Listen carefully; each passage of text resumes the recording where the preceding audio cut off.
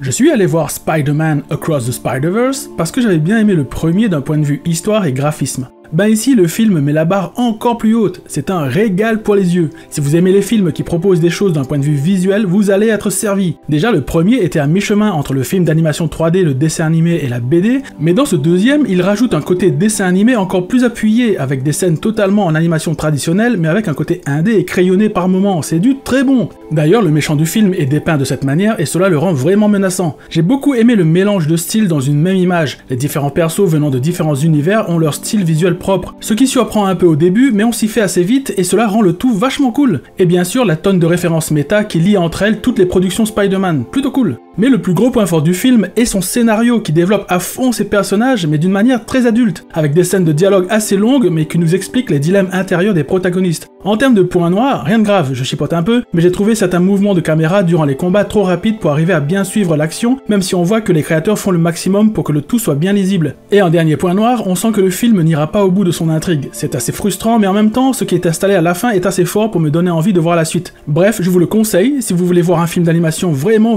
réussi, ou si vous aussi, vous voulez voir un No Way Home un peu plus travaillé dans ce Spider-Verse. Parce que moi oui!